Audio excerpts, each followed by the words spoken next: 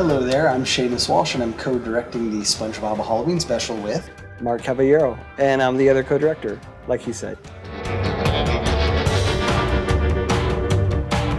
Stop motion is specifically a type of animation where you have dimensional objects like puppets or any kind of clay or anything. Dolls. And you, instead of drawing every frame, you actually move the model and you take a frame and then you move it again and you take a frame, and after 24 frames you have 1 second of animation.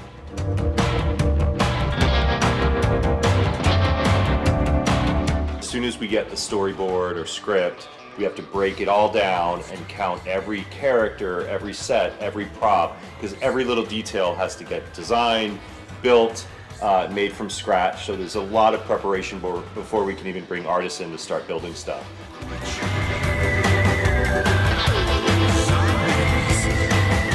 My name is Tennessee Reed Norton, and I am an animator and lead fabricator. I make the puppets and then I break the puppets.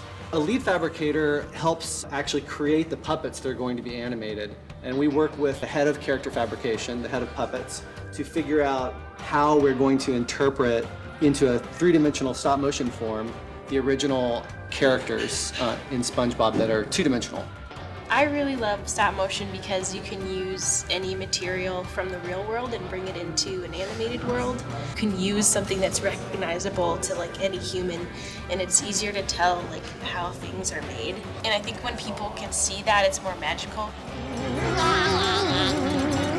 So we look at it, we think about what materials we want to use, what we want to convey. Patrick is made out of a wool because we wanted him to be warm and fuzzy, but it's a wool that's kind of nubbly, so it's like a starfish skin. This is a good puppet to show you because one of the other things we do is carve these wigs. This is made out of foam, just a chunk of foam. It started off looking sort of like this, and we use really tiny scissors. And this particular technique is just called snipped foam.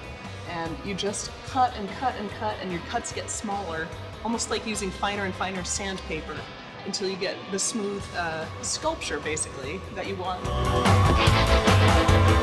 You're kind of playing to camera, much like a theatrical stage production would be. So I'll make sure that the puppets have their eyelashes, their pupils, their eyes are clean, that you can see his tie, that he's UV ready in case we're doing a black light scene. The characters look better at certain positions than they would like profile or back. So you always want to play them to camera. So I've been working on this scene. It's about 5 minutes long for about 2 months. Sandy is introducing her lab to SpongeBob and Patrick. Creeps up behind and then just pops out of the shadow. Welcome to my lab, SpongeBob and Patrick. If you're interested in doing stop motion, I'd say continue to be curious and perceptive of things, because a lot of that stuff goes into when you're creating and animating. Just keep an imagination about yourself.